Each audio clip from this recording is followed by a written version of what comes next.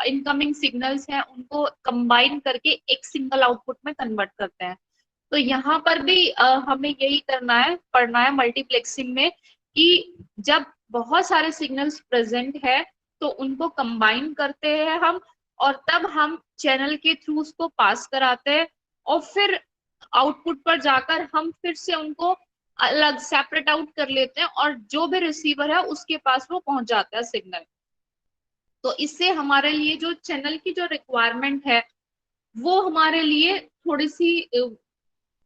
थोड़ा सा उसमें रिलैक्सेशन हो जाएगा, ठीक है, और इजी भी पड़ेगा वो हमको। तो फर्स्ट यूनिट में हमने फ्रीक्वेंसी डिवीजन मल्टीप्लेक्सिंग के बारे में पढ़ा था, ठीक है। Frequency division multiplexing, generally analog signals में हम वो मल्टीप्लेक्सिंग यूज करते हैं जो फ्रीक्वेंसी के बेसिस पर होती है। हमने वहां क्या बताया था कि अगर मेरे पास 10 सिग्नल है तो 10 सिग्नल को मैं क्या करती हूँ, 10 अलग अलग फ्रीक्वेंसी स्लॉट में डिवाइड कर देती हूँ, और फिर उसके बाद उसको हम ट्रांसमिट कराते हैं। उससे क्या होगा, वो 10 अलग अलग सिग्नल्स जो हैं हमारे एक फ्रीक्वेंसी बैंड में एक स्पेस ऑक्यूपाई कर लेंगे, ठीक है। और फिर हम उनको आगे सेंड करते हैं, जो हमारा जिसकी वजह से ना तो उनकी मिक्सिंग हो पाएगी, और जो चैनल के जो रिक्वायरमेंट है वो भी थोड़ा सा हमारे लिए मतलब इजी पड़ जाएगा। यहाँ हम बात कर रहे हैं टाइम डिवीजन मल्टीप्लेक्सिंग की।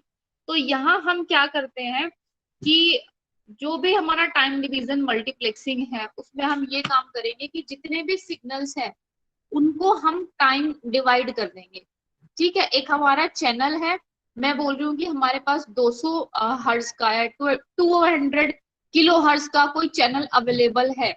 मैंने वहां डिसाइड कर दिया कि जो पहला सिग्नल है वो इतने टाइम ड्यूरेशन में अपनी इंफॉर्मेशन को सेंड करेगा, फिर वो स्टॉप हो जाएगा। दूसरे टाइम पर जब नेक्स्ट टाइम पीरियड शुरू होगा तो दूसरा सिग्नल जाएगा, फिर वो अपनी इंफॉर्मेशन को सेंड करेगा, ठीक है। ऐसे ही तीसरा, चौथा, पांचवा। तो यहाँ जो सिग्नल्स है उनको हमने क्या किया, टाइम स्लॉट्स दे दिए, टाइम पीरियड दे दिया कि इस ड्यूरेशन में ये वाला सिग्नल अपनी इंफॉर्मेशन को चैनल के अक्रॉस पास कराएगा। इस तरह की अगर चीजें होती हैं तो वो टाइम डिवीजन मल्टीप्लेक्सिंग कहलाता है। जैसे फॉर एग्जांपल एक हम सिंपल सा एग्जांपल लेते हैं रियल लाइफ में, ठीक है। तो रियल लाइफ में हमने एक एग्जांपल लिया, जैसे भी कोई हमारी रोड है, ठीक है, यही मैं बात करूं, ये बाईपास रोड है हमारी, ठीक है। हमारे पास हमें पता है 4 लेन की रोड है, 4 लेन की रोड है, उससे ज्यादा हमारा अगर व्हीकल आते हैं तो वो ओवरलोडेड हो जाएगी और उसका रिजल्ट क्या होगा, ट्रैफिक जैम, ठीक है। तो सेम चीज हमारे सिग्नल्स में भी होती है, ओवरलोडेड ना हो हमारा चैनल, ठीक है। तो हमने 4 लेन की रोड डिसाइड करी, वहां पर व्हीकल आ रहे हैं, या तो हम एक काम करें उस रोड को 4 पार्ट्स में डिवाइड कर दे, और चारों से ना एक एक व्हीकल हमारा पास होता रहे। तो एक साथ 4 व्हीकल अगर पीछे से आ रहे हैं, चारों एक साथ ट्रैवल करेंगे और वहां से क्रॉस कर जाएंगे, ठीक है। ऐसा ही हमारा होता है फ्रीक्वेंसी डिवीजन मल्टीप्लेक्सिंग में, ठीक है। मैं कह रही हूँ 400 हर्ट्ज की वहां फ्रीक्वेंसी है, हमने क्या क्या किया उसमें 100 में हर फ्रीक्वेंसी में डिवाइड कर दिया पूरा का पूरा चैनल, और उनके थ्रू हमारा सिग्नल जो है इंफॉर्मेशन सेंड करता रहेगा। एक तरीका तो ये हुआ कि 4 लेन का हमारा रोड है, 4 पार्ट्स में उसको डिवाइड कर दिया, और हर लेन से सिर्फ एक व्हीकल पास होगा, तो चारों एक साथ चलती रहेंगी लेन्स। तो इसमें क्या होगा, हर व्हीकल को सिर्फ एक छोटा लेन मिलेगा, एक सिंगल लेन मिलेगा ट्रैवल करने के लिए, ठीक है। बट पूरे टाइम वहां पर व्हीकल पास होते रहेंगे। इसके अपोजिट, जैसे मैं टाइम डिवीजन मल्टीप्लेक्सिंग की बात करूं, यहाँ हमने टाइम डिसाइड कर दिया। अब मेरे पास 4 लेन की रोड है, मैंने क्या किया, वहां पर टाइम लगा दिया कि पहले 10 मिनट ये वाला व्हीकल जाएगा और कोई नहीं जाएगा, फिर दूसरे 10 मिनट, अगले 10 मिनट दूसरा व्हीकल जाएगा, बाकी सारे रुके रहेंगे, फिर अगले 10 मिनट तीसरा व्हीकल जाएगा, बाकी सारे रुके रहेंगे। तो इस वाले केस में क्या होगा, टाइम हमने डिसाइड कर दिया कि इतने टाइम में ये व्हीकल यहाँ से पास होगा, उसके उस टाइम ड्यूरेशन में उसके पास 4 लेन पूरी रोड खाली रहेगी, वो आराम से अकेला उस रोड पे चलेगा उस टाइम के अंदर, ठीक है। टाइम डिवीजन मल्टीप्लेक्सिंग में यही होता है, सिग्नल के पास ना टाइम स्लॉट्स होते हैं और पूरा चैनल खाली पड़ा होता है, ठीक है। उस टाइम ड्यूरेशन में पूरे चैनल में सिर्फ वही सिग्नल पास होगा, बाकी कोई नहीं जाएगा। ठीक है, तो दोनों में डिफरेंस मेरे हिसाब से क्लियर हो गया होगा कि टाइम डिवीजन में हम टाइम स्लॉट्स बनाते हैं जिसमें हमारे सिग्नल ट्रांसमिट होते हैं, फ्रीक्वेंसी डिवीजन मल्टीप्लेक्सिंग में हम फ्रीक्वेंसी स्लॉट बनाते हैं जिसमें हमारे सिग्नल्स पास होते हैं। ठीक है, इन दोनों में डिफरेंस भी एग्जाम में पूछ लेते हैं कि टाइम डिवीजन मल्टीप्लेक्सिंग और फ्रीक्वेंसी डिवीजन मल्टीप्लेक्सिंग में डिफरेंस बताओ। 10 मार्क्स में दे दिया तो 10 डिफरेंस बताने पड़ेंगे। ठीक है, तो वो कैसे होगा वो मैं तुमको नोट्स में दे दूंगी, डिफरेंस जो लिखे हुए हैं। तो पहला बेसिक डिफरेंस बट ये समझ में आना चाहिए कि कैसे स्लॉट्स बनाते हैं और कैसे हमारा सिग्नल ट्रांसमिट होता है। ठीक है, तो यहाँ टाइम डिवीजन मल्टीप्लेक्सिंग में ये चीज एक्सप्लेन की हुई है कि टीडीएम के अंदर, इसको शॉर्ट फॉर्म में टीडीएम बोल देते हैं, जो भी सिग्नल मल्टीप्लेक्स हुए हैं वो वन बाय वन सीक्वेंस, एक सीक्वेंस में ट्रांसमिट होते हैं धीरे धीरे। ठीक है, और हर सिग्नल को एक शॉर्ट टाइम स्लॉट मिला होता है। ये एक एग्जाम्पल इन्होंने दिखाया इस फिगर के अंदर। इन्होंने क्या दिया, जैसे ये पूरा एक फ्रेम, यहाँ ना फ्रेम बनते हैं। ठीक है, एक फ्रेम बनते हैं, फ्रेम का मतलब है कि पूरा एक फ्रेम वो होता है जिसमें अगर हमारे पास 4 सिग्नल अवेलेबल है तो चारों सिग्नल पास कर जाए, उस पूरे एक राउंड को वन फ्रेम बोलते हैं।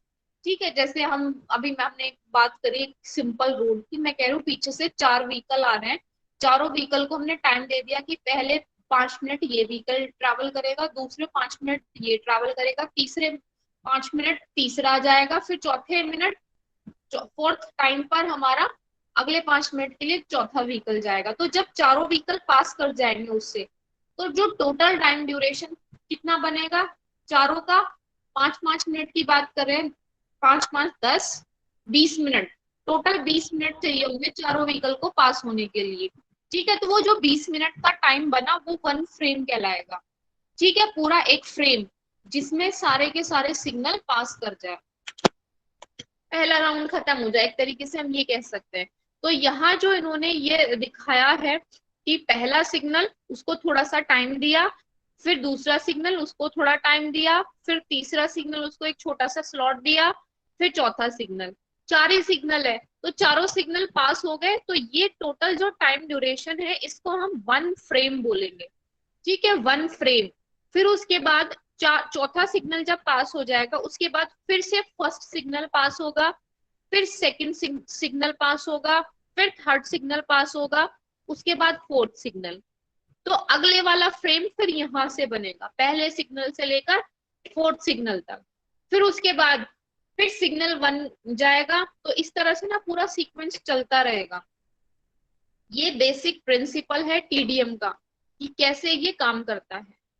ठीक है, और इसमें 2 4 चीजें और ये लिख सकते हो कि जितने भी सिग्नल है वो कैसे डिवाइड होते हैं एक दूसरे से, टाइम स्लॉट्स में। ठीक है, टाइम स्लॉट्स में डिवाइड होते हैं। यही चीज यहाँ पर लिखी है कि सारे के सारे, फ्रीक्वेंसी की बात करें, फ्रीक्वेंसी सेम स्लॉट। ठीक है, फ्रीक्वेंसी अगर हम इसकी बात करें, इस पूरे चैनल की जो फ्रीक्वेंसी है अगर हमारी 50 हर्ज है तो पूरा का पूरा एक सिग्नल 50 हर्ज के चैनल को पूरा का पूरा ऑक्यूपाई करेगा अपने टाइम ड्यूरेशन। ठीक है, वही डिफरेंस है और कुछ नहीं है। उसके बाद इन्होंने वन फ्रेम को ना डिफाइन किया है। वन फ्रेम जो मैंने तुमको बताया वही चीज है कि ये वो टोटल टाइम पीरियड है जिसमें सारे सिग्नल्स एक बार ट्रांसमिट हो जाए। तो उसको कैसे लिखेंगे, ये छोटी छोटी डेफिनेशन एग्जाम में आती है। वन फ्रेम को हम कैसे डिफाइन करेंगे, इसका मतलब है कि वो टाइम पीरियड जिसमें सारे सिग्नल्स जो भी हमने मल्टीप्लेक्स किए, हमने सारे सिग्नल्स एक बार ट्रांसमिट हो जाए। ठीक है, ट्रांसमिशन चैनल के अक्रॉस, वो वन फ्रेम कहलाता है। ठीक है, अब यहाँ पर सेकंड चीज की जो हम टीडीएम टाइम डिवीजन मल्टीप्लेक्सिंग पढ़ रहे हैं वो हम एनालॉग सिग्नल के लिए भी यूज कर सकते हैं और डिजिटल सिग्नल के लिए भी यूज कर सकते हैं, बट जो बेस्ट इसका यूटिलाइजेशन है वो डिजिटल सिग्नल में ज्यादा है।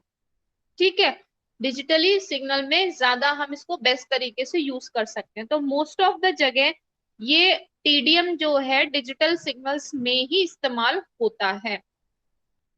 ठीक है, अब देखो ये इन्होंने पूरा ना टीडीएम सिस्टम का पूरा डायग्राम बताया हुआ है। ठीक है, ये देखो एक डिवाइस इन्होंने शुरू में लगा रखी है जिसको बोल दिया मल्टीप्लेक्सर।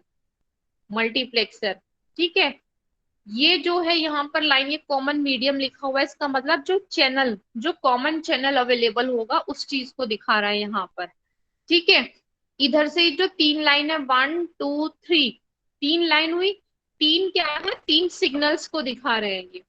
और सिग्नल्स कहाँ से आ रहे हैं, सोर्स ए से, सोर्स बी से और सोर्स सी से। यानी कि तीन सोर्स बता दिए, वहां से तीन सिग्नल जनरेट हो रहे हैं। और जनरेट होने के बाद वन बाय वन इस लाइन पर वो ट्रांसमिट हो रहे हैं। ठीक है, अब मैं कह रही हूँ जो सोर्स ए सिग्नल है उसका जो पूरा का पूरा सिग्नल बनेगा, सोर्स ए जो पूरे के पूरे सिग्नल को जनरेट कराएगा, वो ये पूरा कंबाइन होगा, जिसमें A1 A2 A3 तीन कंपोनेंट्स होंगे। ठीक है, तीन कंपोनेंट्स होंगे, इन तीनों कंपोनेंट्स को टाइम में बांटा हुआ है। ऐसे ही सोर्स बी के तीन कंपोनेंट्स होंगे, B1 B2 B3। ऐसे ही सोर्स सी के होंगे, C1 C2 C3। ठीक है, तो ये हमने क्या किया, टाइम ड्यूरेशन बांट दी। हमने क्या किया, ये जो डॉटेड लाइन तुमको दिख रही है, ये वाली डॉटेड लाइन, ये वाली डॉटेड लाइन, हमने क्या किया, पहला जो टाइम ड्यूरेशन है, ठीक है, वो ऐसे बांटा कि इतने टाइम के लिए A1 सिग्नल जाएगा, उसके बाद B1 जाएगा, उसके बाद C1 जाएगा, इस टाइम ड्यूरेशन में वन बाय वन। ठीक है, तो ये पहला एक फ्रेम बन जाएगा। फिर हमने क्या किया, फिर एक टाइम बनाया जिसको T से डिनोट किया है, इसमें A2 जाएगा, फिर B2 जाएगा, फिर C2 जाएगा। ठीक है, फिर हमने तीसरा टाइम स्लॉट बना दिया जिसमें A3 ट्रांसमिट करेगा, B3 ट्रांसमिट करेगा और फिर C3 जाएगा। हमने क्या किया है, पूरे सिग्नल को, जैसे ये पूरा सिग्नल A है, ये B है, ये C है, इन तीनों को तीन टाइम में डिवाइड कर दिया, तीन ड्यूरेशन में। मैं बोल रही हूँ कि हमने पहले वाले को 5 मिनट दी, फिर दूसरा 10 मिनट का टाइम स्लॉट हुआ, तीसरा फिर हमारा आगे चलेंगे तो 15 मिनट का हो गया, 5 5 5। ठीक है, तो यहाँ पर क्या होगा, अब ये मल्टीप्लेक्सर है। मल्टीप्लेक्सर में फर्स्ट जो हमारा फ्रेम है उसमें सबसे पहले ये A1 ट्रांसमिट हुआ, फिर इधर से B1 ट्रांसमिट होगा, फिर C1 ट्रांसमिट होगा। इस टाइम ड्यूरेशन में बारी बारी से तीनों सिग्नल्स हमारे ट्रांसमिट हो जाएंगे। जब ये तीनों ट्रांसमिट हो जाएंगे तो जो जो पहला टाइम ड्यूरेशन है उसमें हमारे तीनों सिग्नल ट्रांसमिट हो रहे हैं, तो वो फ्रेम 1 कहलाएगा। ठीक है, फिर सेकंड वाले में क्या होगा, फिर यहाँ से A2 ट्रांसमिट होगा, फिर यहाँ से B2 जाएगा, फिर यहाँ से C2 जाएगा। जब ये तीनों पहुंच जाएंगे तो एक फ्रेम और कंप्लीट हो जाएगा। उसके बाद यहाँ से A3 ट्रांसमिट होगा, B3 ट्रांसमिट होगा, C3 ट्रांसमिट होगा। ठीक है, जब ये तीनों हमारे ट्रांसमिट हो जाएंगे तो वो फ्रेम 3 कहलाएगा।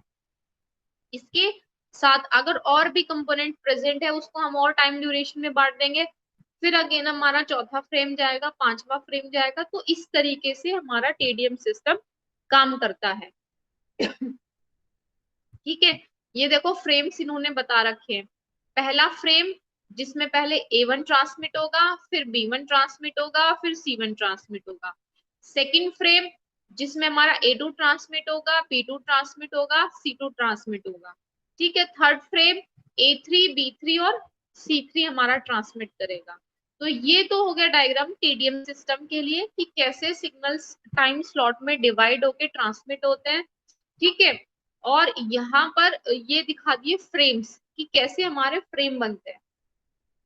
ठीक है, तो दोनों चीजें हमारी टाइम डिवीजन मल्टीप्लेक्सिंग से रिलेटेड है कि कैसे टीडीएम काम करता है, कैसे उसमें सिग्नल्स ट्रांसमिट होते हैं, फ्रेम से क्या मतलब है, ठीक है, टाइम स्लॉट से क्या मतलब है। ठीक है, अब इसमें एक छोटी सी डेफिनेशन है, डेटा रेट। एग्जाम में ये छोटी छोटी डेफिनेशन आती है तो इनको याद जरूर कर लेना। ठीक है, अगर हम बात करें डेटा रेट की, डेटा रेट का मतलब है किस स्पीड से जो हमारे सिग्नल से जो डेटा है वो ट्रांसमिट हो रहा है। ठीक है, डेटा रेट से हमारा क्या मतलब है कि कितनी स्पीड से, किस रेट से हमारा जो इंफॉर्मेशन है वो ट्रांसमिट हो रही है, वो डेटा रेट कहलाता है जनरली। ठीक है, अब अगर हम बात करें इसकी, ठीक है, तो यहाँ पर एक तो होगा इंडिविजुअल डेटा रेट, मतलब ये जो इंडिविजुअल सिग्नल है, ये जो ट्रांसमिट हो रहा है कितनी स्पीड से, ये इसका इंडिविजुअल डेटा रेट कहलाता है। जैसे ये हमारा एक सोर्स ये है, एक सिग्नल ये है, एक सिग्नल ये है, तो तीनों का डेटा रेट हमारा अलग अलग होगा, अलग अलग भी हो सकता है, सेम भी हो सकता है, बट हर एक सोर्स का अपना डेटा रेट होता है कि किस स्पीड से वो डेटा को ट्रांसमिट कर रहा है। ठीक है, अब अगर हम बात करें इसकी मल्टीप्लेक्स्ड, ये जो हमारा डेटा यहाँ आउटपुट पर मिला हुआ है, मिला, ये कहलाता है हमारा मल्टीप्लेक्स्ड आउटपुट या मल्टीप्लेक्स्ड डेटा। ठीक है, जो जिसकी मल्टीप्लेक्सिंग करी हमने टाइम के बेसिस पर। ठीक है, तो इसका डेटा रेट कितना होगा, इसका डेटा रेट कितना होगा, इसमें देखो हमने 3 सोर्स मल्टीप्लेक्स किए, तो इसका डेटा रेट 3 गुना ज्यादा होगा यहाँ किसी इंडिविजुअल डेटा रेट के। ठीक है, किसी भी एक अकेले सिग्नल के डेटा रेट के 3 गुना ज्यादा होगा। ये जो कंबाइन हमारा सिग्नल है यहाँ पर, इसकी स्पीड, किस स्पीड से डेटा को ट्रांसमिट करेगा, इसका डेटा रेट क्या होगा, ये कितना होगा, ये न्यूमेरिकल में इस्तेमाल होंगी चीजें। ठीक है, जो छोटे छोटे से न्यूमेरिकल आते हैं उनमें ये यूज हो जाते हैं। ठीक है, तो यहाँ जो मल्टीप्लेक्स्ड आउटपुट है, इसका डेटा रेट इन तीनों सोर्सेस के डेटा रेट का 3 गुना ज्यादा होगा। अगर यहाँ 4 सोर्स होते तो 4 गुना ज्यादा होता, अगर 5 सोर्स होते तो 5 गुना ज्यादा होता। तो डेटा रेट को हम कैसे बताएंगे कि टीडीएम के अंदर जो डेटा रेट है मल्टीप्लेक्स सिग्नल का, वो n टाइम्स होता है किसके, इंडिविजुअल सोर्स के। ठीक है, तो ये डेटा रेट हमारा एक्सप्लेन हुआ। इसके बाद आता है block diagram of TDM system. हम टीडीएम सिस्टम की बात कर रहे हैं। टीडीएम यानी कि टाइम डिवीजन मल्टीप्लेक्सिंग, जो हमारा सिस्टम है उसका ब्लॉक डायग्राम कैसा होगा। ठीक है, तो यहाँ पर देखो 3 लो पास फिल्टर लगाए हैं, ये 3 हमारे इनपुट सिग्नल है, M1T, M2T और MT3। ठीक है, 3 अलग अलग मैसेज सिग्नल इन्होंने दे दिए, पहला M1T, दूसरा M2T, तीसरा M3T। इन तीनों सिग्नल को हम सबसे पहले क्या करेंगे, एक लो पास फिल्टर से पास कराएंगे। ऐसा क्यों, देखो ये तीनों सिग्नल ना हमारे एनालॉग सिग्नल अगर है, ठीक है, तो सबसे पहला क्या होगा, इनके ना सैंपल्स बनते हैं, सैम्पलिंग प्रोसेस होती है, इसको हम डिजिटल में कन्वर्ट करेंगे, डिजिटल में कन्वर्ट करके तब ये आगे हमारा ट्रांसमिट होगा। ठीक है, तो यहाँ डिजिटल में कन्वर्ट करने के लिए इनके सैंपल बनाने पड़ेंगे सबसे पहले, और सैंपल बनाने में जो में एरर आती है जिसको हम एलियासिंग एरर बोलते हैं, उसको हटाने के लिए, उसको रिमूव करने के लिए हम यहाँ लो पास फिल्टर लगाते हैं। ठीक है, तो ये लो पास फिल्टर का काम क्या है कि ये जितने भी सिग्नल यहाँ से जा रहे हैं उनको बैंड लिमिट करना, उनकी जो कॉर्नर फ्रीक्वेंसीज है या फ्रीक्वेंसी रेंज है वो कंफर्म करना या फिक्स करना। ठीक है, ये हमारा लो पास फिल्टर काम करता है। तो लो पास फिल्टर पर जब हम इनपुट सिग्नल प्रोवाइड कराएंगे, वो इनपुट सिग्नल को बैंड लिमिट कर देता है, यानी कि उसकी जो फ्रीक्वेंसी है वो एकदम फिक्स कर देगा। ठीक है, तो हमें यहाँ इस तरीके के सैंपल सिग्नल मिलेंगे, सैंपल सिग्नल मिले। अब उसके बाद यहाँ पर हमने एक कम्यूटेटर लगाया है। कम्यूटेटर हमारा क्या है, एक तरीके से एक इलेक्ट्रॉनिक स्विच है। ठीक है, एक तरीके से इलेक्ट्रॉनिक स्विच है जो एंटी क्लॉकवाइज रोटेट करता है, जो एंटी क्लॉकवाइज रोटेट करेगा, एंटी क्लॉकवाइज एक कांस्टेंट स्पीड पर। ठीक है, एक कांस्टेंट स्पीड पर एंटी क्लॉकवाइज रोटेट करेगा। इसका काम क्या है, ये जो कम्यूटेटर है 1 बाय 1 सिग्नल्स से टच होगा। ठीक है, या 1 बाय 1 कॉन्टेक्ट बनाएगा ये जितने भी पीछे से सिग्नल आ रहे हैं इनसे।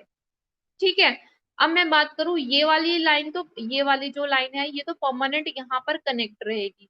अब ये जो ऊपर वाली एरो है जो ये स्ट्रेट दिख रही है, ये 1 बाय 1 ये एंटी क्लॉकवाइज घूमेगा, तो इसका मतलब ये हमारा इस डायरेक्शन में घूमेगा। ठीक है, तो ये 1 बाय 1 पहले हमारा क्या होगा, इससे कांटेक्ट बनाएगा एक छोटे टाइम ड्यूरेशन के लिए।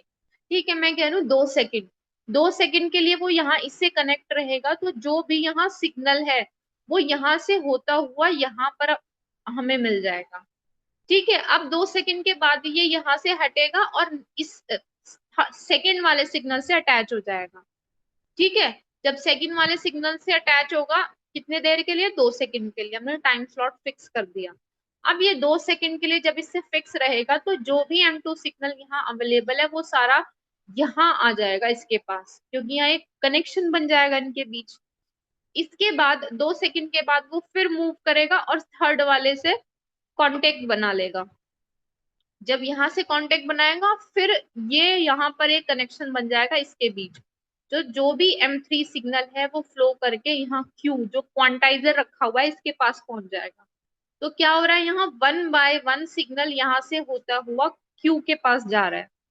ठीक है, ये कम्यूटेटर क्या डिसाइड कर रहा है, टाइम स्लॉट। ठीक है, टाइम डिवीजन मल्टीप्लेक्सिंग में यही तो होता है, हर सिग्नल को सिर्फ एक टाइम स्लॉट मिलता है और उसमें ही वो आगे ट्रांसमिट होता है।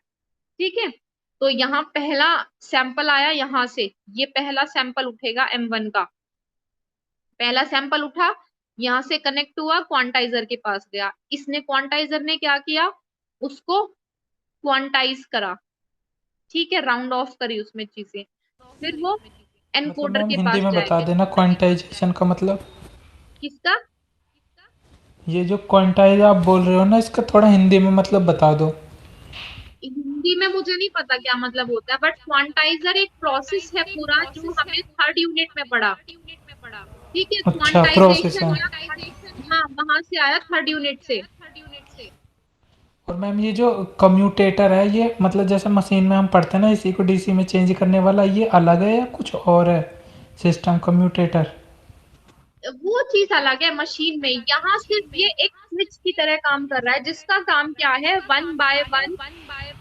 तुम अपना माइक बंद करो एक बार, मेरी आवाज वापस आ रही है। ठीक है, देखो इसका काम क्या है, ये एक तरह से सिर्फ स्विच है।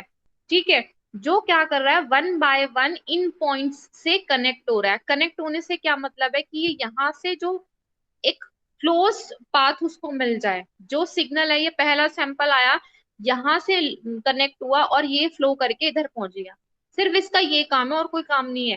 फिर सेकंड क्या है, M2 ये सेकंड वाले से कनेक्ट हुआ, इसका जो पहला सैंपल है वो यहाँ से उठा और यहाँ पहुंच गया। उसके बाद जब थर्ड वाले से कनेक्ट होगा, थर्ड वाला उठा और ये यहाँ पहुंच गया। वो कम्यूटेटर अलग है मशीन में, ये अलग है। बस ये है कि ये थोड़ा सा एक कांस्टेंट स्पीड पर जो है रोटेट करेगा एंटी क्लॉकवाइज डायरेक्शन में, और सबसे कनेक्शन बनाता हुआ चलेगा। और वो सिग्नल उसकी हेल्प से यहाँ फ्लो करके 1 बाय 1 हर टाइम स्लॉट में यहाँ से फ्लो होते हुए क्वांटाइजर के पास जाएंगे। क्वांटाइजर जो हमने थर्ड यूनिट में पढ़ा है, पूरा एक प्रोसेस होता है जिसमें हम इन सैंपल्स को राउंड ऑफ करते हैं। ठीक है, या अप्रोक्सीमेशन लाते हैं इनमें, वो पूरा न्यूमेरिकल कराया थर्ड यूनिट में, बिल्कुल सेम वही चीज है। ठीक है, तो हम कराने के बाद ये क्वांटाइजर क्या करेगा, यहाँ पर हमें क्वांटाइज्ड वैल्यू मिलेगी। ठीक है, फिर उसकी एनकोडिंग होगी यहाँ पर। एनकोडिंग होने के बाद फिर ये 0 1 की फॉर्म में इस चैनल के थ्रू ट्रांसमिट होंगे। ठीक है, तो यहाँ दो चीजें हो रही है देखो एक साथ। एक तो सिग्नल जो है एनालॉग से डिजिटल में कन्वर्ट हो रहा है। वो कैसे हो रहा है, लास्ट यूनिट में स्टेप्स बताए थे कि पहले हम सैंपल बनाते हैं, फिर हम उनका अप्रोक्सीमेशन निकालते हैं, फिर उसके बाद उनकी एनकोडिंग होती है। ठीक है, तो हमारा एनालॉग से डिजिटल में आ गया सिग्नल। दूसरी चीज क्या हो रही है साथ साथ, कि ये हमारे सिग्नल्स मल्टीप्लेक्स हो रहे हैं, यानी कि हम इनको कंबाइन कर रहे हैं टाइम के बेसिस पर। कंबाइन कैसे कर रहे हैं, जैसे पहले वाले का सैंपल उठा, फिर यहाँ से दूसरे वाले का सैंपल उठा, फिर तीसरे वाले का सैंपल उठा, तीनों का एक फ्रेम बन गया। ठीक है, जो अभी पीछे बताया था फ्रेम बनते हैं, वो फ्रेम बना टाइम के बेसिस पर। पहला फ्रेम बना, उसका क्वांटाइजेशन हुआ, फिर एनकोडिंग हुई, वो 1 फ्रेम यहाँ से ट्रांसमिट होगा। फिर इसके बाद सेकंड फ्रेम बनेगा, सेकंड वाला सैंपल आया, इसका सेकंड सैंपल, इसका सेकंड सैंपल, वो फ्लो होके यहाँ पहुंचा, उनका अप्रोक्सीमेशन हुआ, उनकी एनकोडिंग हुई, सेकंड फ्रेम आया। फिर सेकंड फ्रेम पीछे पीछे ऐसे ना सारे फ्रेम्स ट्रांसमिट होंगे। तो दो चीजें यहाँ पर हो रही है, एक तो टाइम डिवीजन मल्टीप्लेक्सिंग, और दूसरा जो एनालॉग सिग्नल है वो हमारा डिजिटल में कन्वर्ट हो रहा है। ठीक है, तो दोनों एक साथ यहाँ पर चलेंगे। जब ये यहाँ पहुंच जाएगा, ये फ्लो कर जाएगा। अभी विकास पूछना क्वेश्चन, अगर कोई तुमने पूछना है। ठीक है, ये एक बार मैं कंप्लीट करूँ उसके बाद पूछना। तो यहाँ से क्या होगा, इस चैनल के अक्रॉस वो, ओके ठीक है, मैम। चैनल के अक्रॉस वो फ्लो करेगा, फ्लो करेंगे फ्रेम्स की फॉर्म में। ठीक है, फिर वो डी यहाँ पर पहुंचेगा, डिकोडर लगा हुआ है यहाँ पर एक। ठीक है, जो ये प्रोसेस हुआ है इसका रिवर्स प्रोसेस यहाँ पर होगा। ये रिवर्स प्रोसेस होने के बाद फिर यहाँ पर देखो, यहाँ और भी चीजें होंगी, जैसे हमने क्वांटाइजर और ये एनकोडर ये पूरा करा ना रिवर्स में। यहाँ पर उसको बस शॉर्ट फॉर्म में हमने आज दिखाया। यहाँ पर डिकोडिंग होगी, यानी कि रिवर्स प्रोसेस होगा जो भी यहाँ इस साइड पर हुआ है। अब रिवर्स प्रोसेस होने के बाद हमें क्या होगा, यहाँ पर मिलेंगी चीजें, जो सिग्नल आ रहा है दूर से ट्रेवल होके। तो अब क्या है, यहाँ एक डी कम्यूटेटर लगा हुआ है, इसका काम क्या है, ये भी वन बाय वन कनेक्शन बनाएगा यहाँ से यहाँ पर। ठीक है, ये किस हिसाब से कनेक्शन बनाएगा, देखो पहला सिग्नल जो है यहाँ से आया था, पहला सैंपल, फिर ये इधर गया था, उसके पीछे पीछे दूसरे सैंपल आया था, तीसरा सैंपल आया था। तो ये भी इसी तरह से कनेक्शन बनाएगा कि जब पहला सैंपल पहुंचेगा तो वो पहले सैंपल को कनेक्ट करके यहाँ लो पास फिल्टर पर पहुंचाए। ठीक है, उसी टाइम जैसे यहाँ से दूसरा सैंपल आया था दूसरी बार में, फिर ये जो सेकंड सैंपल है उसको कनेक्ट करे और यहाँ पहुंचाए। ऐसे ही फिर जो थर्ड सैंपल आया था उससे कनेक्ट हो उसी टाइम पर और ये यहाँ पहुंचाए। तो यहाँ एक चीज जो बहुत जरूरी है कि ये डी कम्यूटेटर और कम्यूटेटर का सिंक्रोनाइज्ड होना बहुत जरूरी है। सिंक्रोनाइज्ड होने से क्या मतलब है, कि दोनों एक साथ काम करे, एक सिंक्रोनाइज वे से काम करे और सेम स्पीड पर काम करे। ऐसा ना हो कि यहाँ से पहला सैंपल ये बहुत तेजी से चल रहा है और ये बहुत धीरे चल रहा है। अगर ऐसा होगा तो यहाँ से सैंपल्स ज्यादा तेजी से जनरेट होंगे और यहाँ धीरे धीरे होंगे, तो इससे ना दोनों में जो यहाँ आउटपुट मिलेगी वो हमारी गलत इंफॉर्मेशन हो सकती है। ऐसा हो सकता है कि जो सैंपल M2 के पास जाना था वो M3 के पास चला गया। ठीक है, ऐसा नहीं है। यहाँ पर ये दोनों एक सिंक्रोनाइज्ड वे में काम करे। सिंक्रोनाइजेशन बहुत जरूरी है, और वो सिंक्रोनाइजेशन कैसे होता है वो अभी छोट टॉपिक है आगे, कि हम कैसे सिंक्रोनाइज करते हैं। फ्रेम्स के साथ हम एक्स्ट्रा बिट लगा देते हैं। ठीक है, अगर हमारा एनालॉग सिग्नल है तो हम उसमें एक एक्स्ट्रा पल्स दे देते हैं जो सिंक्रोनाइज रखती है दोनों चीजों को। ठीक है, ये सेंडिंग एंड पर है, ये रिसीविंग एंड पर है। तो सेंडिंग और रिसीविंग एंड पर जो कम्यूटेटर डी कम्यूटेटर है दोनों सिंक्रोनाइज्ड होंगे, सेम स्पीड से रन करेंगे। ठीक है, ये हमारा टीडीएम सिस्टम के बारे में है। अभी कोई डाउट हो तो पूछो इसमें।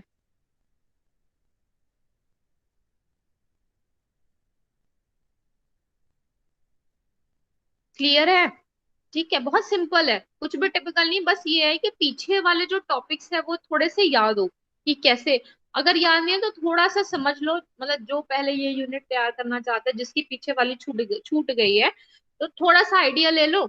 और जब पीछे जाओगे तो ये पूरा डिटेल में है, क्वांटाइजर कैसे क्वांटाइजेशन होता है। ठीक है, कैसे सैंपल बनते हैं, सैंपल से पहले लो पास फिल्टर क्यों इस्तेमाल होते हैं। ठीक है, ये पूरा वहां पर है अच्छे से। चाहोगे तो दोबारा बता दूंगी, बट एक बार खुद से देखना पड़ेगा तुम लोगों को। तो ये पूरा ब्लॉक डायग्राम है और इसमें यही चीज एक्सप्लेन करनी है। ये मैक्सिमम मार्क्स में क्वेश्चन आता है इससे, बहुत इजी है। ठीक है, ये पूरा एक्सप्लेनेशन है कि फ्रेम टाइम। अच्छा, यहाँ पर जो ये फ्रेम टाइम दिया ना, TS से उसको रिप्रेजेंट किया, इससे क्या मतलब है हमारा फ्रेम टाइम से। ठीक है, इसका मतलब है कि जो कम्यूटेटर है उसको पूरा एक चक्कर लगाने में कितना टाइम लगा, वो फ्रेम टाइम कहलाता है। ठीक है, फ्रेम टाइम कि पूरा एक चक्कर लगाने में उसको कितना टाइम लगा। ये क्यों बताया, देखो जब ये यहां से स्टार्ट करेगा तो पहला इससे टच हुआ, फिर दूसरे वाले से टच हुआ, फिर तीसरे वाले से टच हुआ। तो यहां से एक सिग्नल पास हो गया, एक सैंपल यहां से पास हो गया, एक सैंपल यहां से। तो उसमें पूरा एक फ्रेम बन गया। तो वही इसीलिए बोला कि जब ये पूरा एक चक्कर लगा लेगा, सबसे कनेक्शन बना लेगा एक बार, ठीक है, एक रिवॉल्यूशन पूरा हो जाएगा इसका, या एक राउंड पूरा हो जाएगा, तो सारे सिग्नल आगे पहुंच जाएंगे, तो वो पूरा वन फ्रेम बन जाएगा। तो वो टाइम पीरियड जिसमें एक पूरा वन फ्रेम बने, वो फ्रेम टाइम कहलाता है। ठीक है, तो इसको हमने रिप्रेजेंट किया टीएस टाइम से। ठीक है, टीएस टाइम से। और ये पूरा वही है, उसी के बारे में एक्सप्लेनेशन है। इसके बाद इसमें एक डेफिनेशन आती है सिग्नलिंग रेट। ठीक है, सिग्नलिंग रेट ऑफ टीडीएम। इससे क्या मतलब है सिग्नलिंग रेट से? ठीक है, ये किस चीज को डिफाइन करता है? इट इज डिफाइंड, हम इसको कैसे डिफाइन कर सकते हैं कि जो नंबर ऑफ पल्सेस ट्रांसमिट हुई है, नंबर ऑफ पल्सेस ट्रांसमिटेड पर सेकेंड, एक सेकंड में कितने नंबर ऑफ पल्सेस ट्रांसमिट हुई है, वो हमारा सिग्नलिंग रेट कहलाता है। ठीक है, वो हमारा सिग्नलिंग रेट कहलाएगा। नंबर ऑफ पल्सेस एक सेकंड में कितनी ट्रांसमिट हुई है, वो हमारा सिग्नलिंग रेट कहलाएगा। देखो ये ना थोड़ा सा डिफरेंस है इन सारे डेफिनेशंस में, तो हो सकता है मे भी जब आगे वाली पढ़ो तब पीछे वाले में कंफ्यूजन हो जाए, उसको भूल जाओ। तो ये थोड़ा सा ना रिवाइज करना पड़ेगा, थोड़ा टाइम तो देना पड़ेगा। ठीक है, इसको हम स्मॉल आर से रिप्रेजेंट करते हैं, इस सिग्नलिंग रेट को स्मॉल आर से हम डिनोट करते हैं। तो हम कैसे कहेंगे कि सिग्नलिंग रेट कितना है इसका? यहाँ पर हमने कंसिडर किया जो एफएम, एफएम लिया हमने, वो क्या है, जितने भी सिग्नल हमारे ट्रांसमिट हो रहे हैं, मैं कह रही हूँ हमारा सिग्नल x1 है, ये इन्होंने एक एग्जांपल लिया कि एक सिग्नल हमारा x1 पहले ट्रांसमिट होगा, फिर x2 जाएगा, फिर x3 जाएगा, फिर x4 जाएगा। ठीक है, तो इस तरह से सिग्नल्स हमारे ट्रांसमिट होंगे कहाँ तक, xn तक। ठीक है, xn तक n नंबर ऑफ सिग्नल्स हमारे आ रहे हैं इनपुट से। तो अगर हम बात करें यहाँ नाइकिस्ट क्राइटेरिया की, देखो नाइकिस्ट क्राइटेरिया जब भी तुम एनालॉग से डिजिटल में जा रहे हो तब याद रखने वाली बात है, वो क्राइटेरिया जो डिसाइड करता है कि कितनी स्पीड से सैंपल बनने हैं। ठीक है, तो नाइकिस्ट क्राइटेरिया क्या कहता है कि जो सैम्पलिंग फ्रीक्वेंसी है एफएस, वो हमारी जो ओरिजिनल फ्रीक्वेंसी होगी, मैसेज की मैक्सिमम फ्रीक्वेंसी, उसका 2 गुना होगा। ठीक है, उसके 2 गुने के बराबर या उससे बड़ी होगी सैम्पलिंग फ्रीक्वेंसी। ठीक है, ये नाइकिस्ट क्राइटेरिया कहलाता है, ये जो हमने यहाँ डिफाइन किया। ठीक है, नाइकिस्ट क्राइटेरिया बहुत इंपॉर्टेंट है, इसको याद रखना। ठीक है, जो सैम्पलिंग फ्रीक्वेंसी एफएस होगी वो बड़ी होगी या बराबर होगी किसके, 2 एफएम की। ठीक है, तो इससे हम ये कह सकते हैं जो रोटेशन की जो स्पीड है, जो कम्यूटेटर रोटेट कर रहा है उसकी जो स्पीड है, उसको हमने एफएस से डिनोट किया। ठीक है, और वो बताता है कि पर सेकंड एफएस रोटेशंस होंगे हमारे। ठीक है, जिसमें हमारा ये चीज सेटिस्फाई होनी चाहिए। देखो जब भी हम सिग्नल को एनालॉग से डिजिटल में कन्वर्ट करते हैं तो सैम्पलिंग थ्योरम यूज करी जाती है, क्योंकि सबसे पहले सैंपल्स बनते हैं और उन सैंपल्स के बनने की स्पीड कि कितने सैंपल्स जनरेट हो रहे हैं, वो हमारा डिसाइड करते हैं सैम्पलिंग जो थ्योरम में कंडीशन दी है उसके हिसाब से। अगर वो हम नहीं यूज करेंगे तो हो सकता है कि जो 2 सैंपल बने आसपास, जैसे 2 सैंपल बने किसी में, वो ओवरलैप कर जाए, इंफॉर्मेशन का मिसमैच हो जाए या मिक्स हो जाए। ठीक है, और अगर मैं कह रही हूँ कि नहीं, अगर एक दूसरे से ओवरलैप हो रहे, दूसरा केस हो सकता है वो बहुत दूर देर देर में सैंपल जनरेट हो रहे हैं अगर, तो भी दिक्कत हो सकती है। तो हम क्या करते हैं उसके लिए एक फिक्स्ड स्पीड रखते हैं कि इतनी स्पीड से सैम्पलिंग होनी है, जिसको हम सैम्पलिंग फ्रीक्वेंसी बोलते हैं। और वो फ्रीक्वेंसी जो ओरिजिनल फ्रीक्वेंसी है उसके 2 गुने से भी बड़ी होनी चाहिए सैम्पलिंग फ्रीक्वेंसी, तभी हमारे एक्यूरेट सैंपल बनेंगे। और वापस से हम जब उस सिग्नल को रिकवर करेंगे तो रिकवर करने में भी कोई दिक्कत नहीं होगी। ठीक है, तो ये हमारे सैम्पलिंग फ्रीक्वेंसी के अंदर आता है। ठीक है, एक काम करते हैं अभी, इसको रोकते हैं यहीं पर। ठीक है, क्योंकि क्विज कर लेते हैं और उसके बाद जो नेक्स्ट लेक्चर है उसमें फिर से ज्वाइन करेंगे यहीं से। ठीक है, क्योंकि नेक्स्ट लेक्चर भी मेरा ही है। क्लियर बिल्कुल है? सही मैम, बिल्कुल सही। अभी थोड़ा यस सा मैम। ज्यादा हो रहा है, कभी ना आए समझ, क्योंकि बहुत छोटी यूनिट है। मैं आज पढ़ा रही हूँ, तुम आज इसको पढ़ लोगे तो आज ही तैयार हो जाएगी। बहुत सिंपल चीजें हैं, तो इसको यहीं रोकते हैं, इसको हम यहीं से स्टार्ट करेंगे फिर से। अभी क्विज कर लो, फिर उसके बाद हम 12:30 बजे मिलते हैं। किसी को कोई दिक्कत तो नहीं है? No madam. नहीं है।